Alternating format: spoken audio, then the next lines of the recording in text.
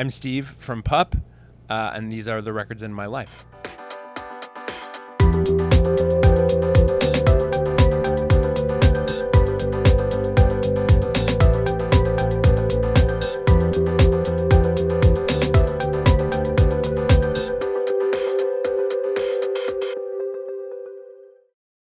Thank you so much for being on Records in My Life. How are you today? I'm good. How are you? Good, thank you. Of course, we're talking to Pup, and good old Steve was always a good sport. We had you on the show years ago. I don't know if you remember. I do this remember. Part two. It's been about a decade. It's but, a little ritzier now. I get to sit down. I'm not standing up. I'm, we're very sitting comfortable. on a tour bus in style, and you guys worked hard and deserved it all. Thank you. And first off, I want to say congratulations on your forthcoming record, Who Will Dogs. Who will look after the Who dogs? will look after the dogs? It's great. It's exciting. It's crazy to feel like it's here. It's the fifth record we've made. And it just like I can't believe it. It started in a little basement in Toronto, and that was a long time ago now. And here we are. Still going. Yeah, and it's amazing because Pup now is working with big, necessarily, but a great producer, John Congleton. Yes. Tell me a bit about the recording process and how it came together. Do you write in the studio, or did it all where you went in there and banged out the tunes and John tweaked? So John was a guy that we had talked to in the past, and our schedules had never lined up. We'd always been interested in working together.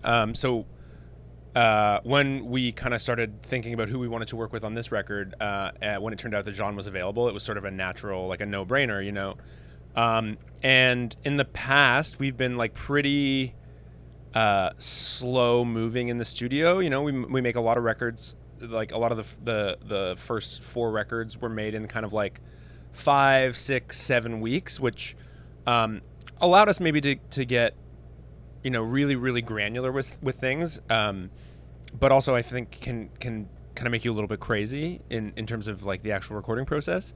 So John was very much like he wanted to work quickly. So this was the fastest we've ever made a record. We did it in 3 weeks at his studio in LA, wrote a lot of stuff in advance, but tried to make sure that when we brought all those songs to the studio to work with him, obviously we trust his taste, right? Like sure. He's made amazing records with St. Vincent and Bill Callahan and all these amazing musicians that we really like. So anything that he would try and push us to go in a direction, we tried to really be comfortable enough with the music as it had been written, but not so like dogmatic that we were kind of resistant to his taste. And he's also a really great engineer, so he was there every day,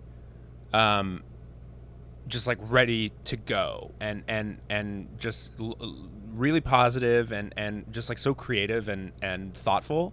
Like he really cares about the artists that he works with, and that was like such a nice daily kind of space to be in. Sure. He gets it too, obviously, too, because he was in bands himself, so he gets the importance of what you want to relay across. Totally. So, you before you said that he worked with St. Vincent, I was going to ask you what records, like he's worked with like Mogwai, Cloud Nothings, Clairo. So what are a couple of records that he produced which really... definitely the St. Vincent record, Strange Mercy, an amazing one, right? I actually played the guitar that Annie used on that record for a lot of the recording, which was pretty cool. That's amazing. It's just like it was a jazz master. It feels so name droppy to say stuff like this, but there's like really funny. John would, in like a way that just was like so nonchalant, he'd be like, "Oh yeah, that guitar, like it's a Thurston Moore, like custom, like that Fender did, and Thurston actually gave it to me." And you're like, "Oh, cool." And he's like, "Yeah," and then Annie used the guitar on all of the St. Vincent records. I'm like, "Fuck!" Like, but yeah, I love that record, and I really do love that Bill Callahan record, Apocalypse, that John made, among countless others. But those two were really kind of big ones for me, being like, I just like trust this guy's approach to guitar and the aesthetics of kind of like rock music. We bonded over the guitar player Marc Ribot. Sure. Who's one of his York, favorite, New York avant-garde jazz. jazz. He was one of my favorite guitar players, and he was also one of John's favorite guitar players. So we kind of saw eye to eye on sort of approach to guitar in a way that I think just was a really natural kind of fit. That's really interesting. It's the first time he's been mentioned on Records in Well, My there Life. you go. Thanks, thanks for bringing him up. That's terrific. Records in My Life is all about you, the artist, and the records that have inspired you. And thank you again for your time. Of course. And being on the show. We're just talking about the studio, but if there was one record that you could be on the fly on the wall for to witness its recording, which one? Yeah, wow. I think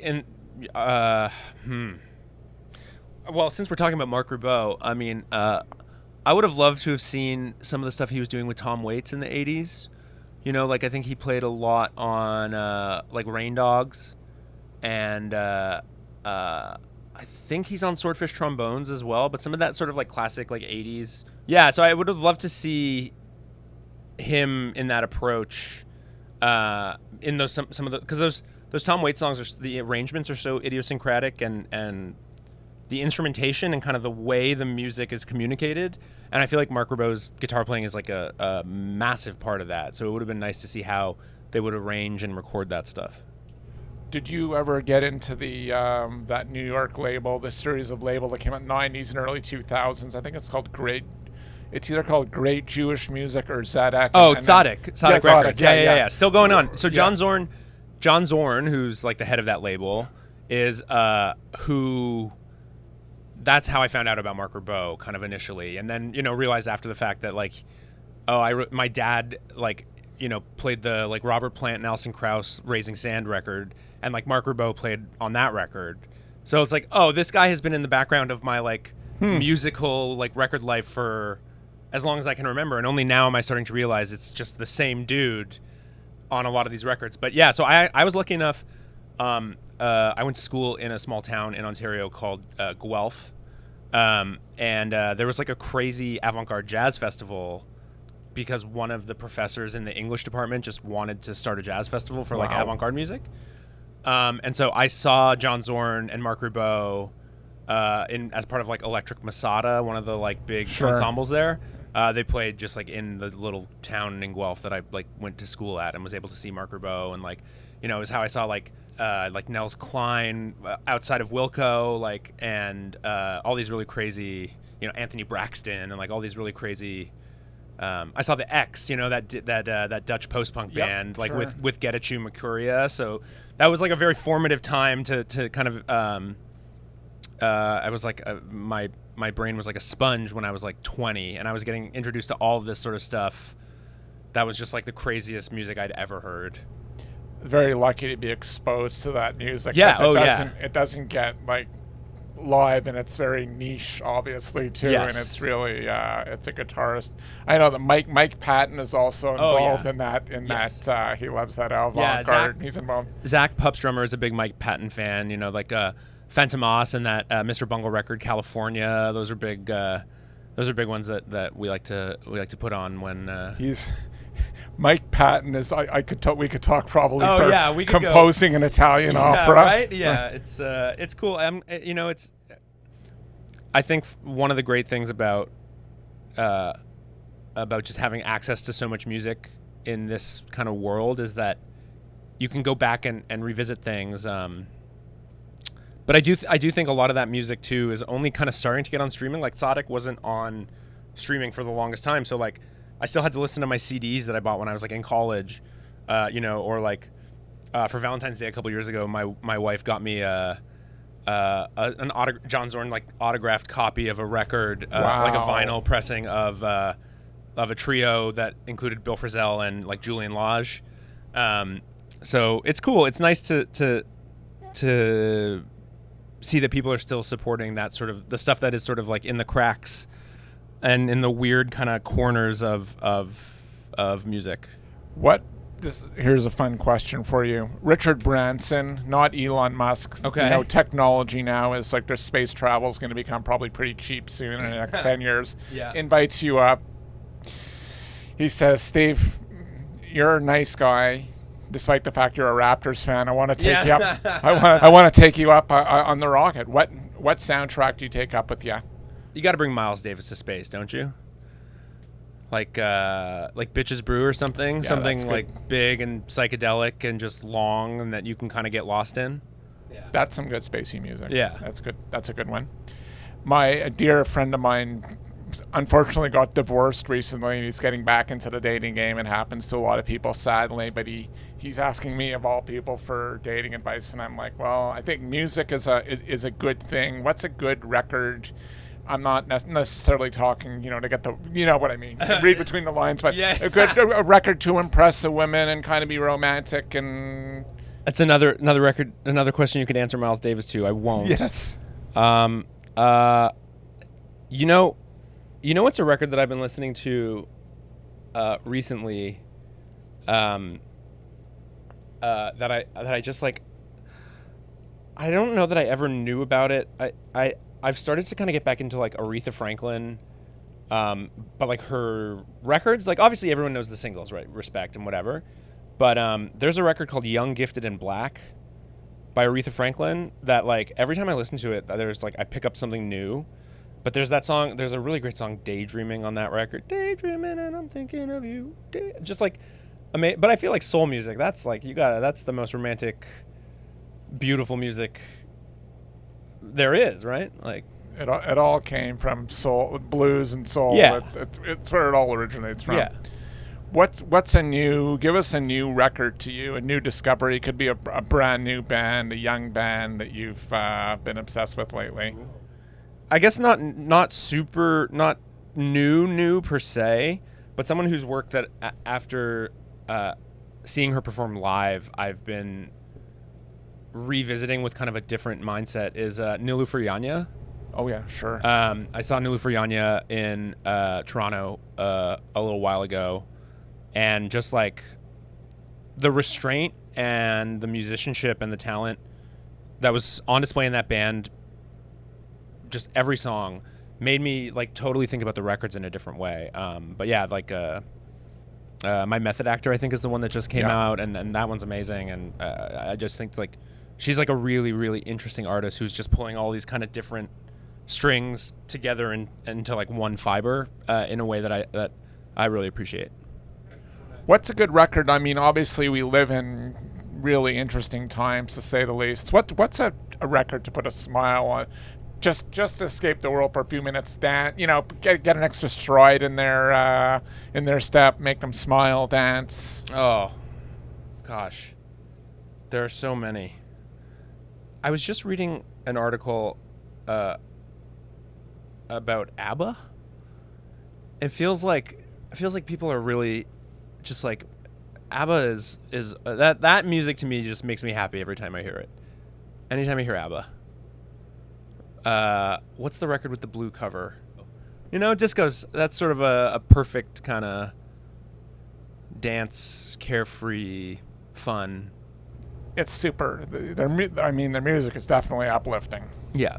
What's the last record that if you could save one record from your collection, which record? It's John Coltrane's Live at the Village Vanguard again. So that's the more out there, freaky one with Alice Coltrane playing piano, and Pharoah Sanders is playing the other saxophone, and just like another one of those records that I heard the time in my life that I heard it. I have a second edition, like Impulse Records, like original. Amazing. Copies. Yeah. That's one that I always, again, another one I always hear something new, and just like the depth of expression and vision on that record is, consistently inspiring. So when you walk into a town, like, and go into a record store, for you, it just must be like, oh, it's like making the decision. Yeah, it's interesting. You gotta use like so much willpower. My wife gets a kick out of it, just being like, so how many records did you buy this time? And I'm like, not that many, like 4. Meh.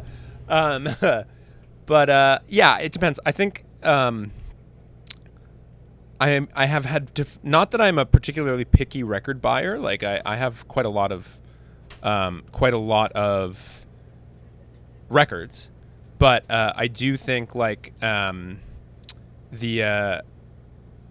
record stores, I tend to just want to look for interesting stuff that I haven't seen before, whether that's on my list of things that I'm looking out for. You know, like I'm still looking for a copy of Blue by Joni Mitchell.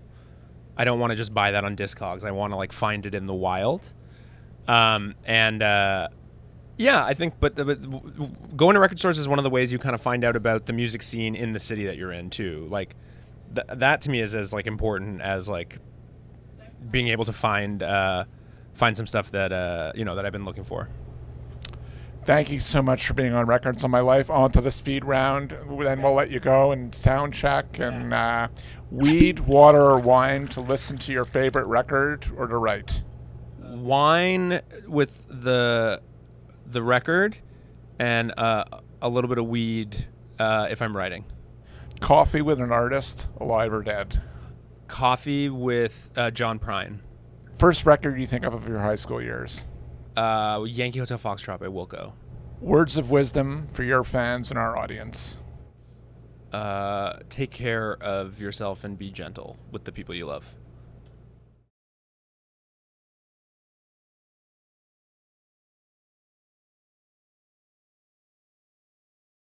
The show is really nothing without you. So please like or subscribe or check out our Patreon. And this year we've switched it up, and you can win a record just for leaving a comment. Thank you again, and we love you. Peace.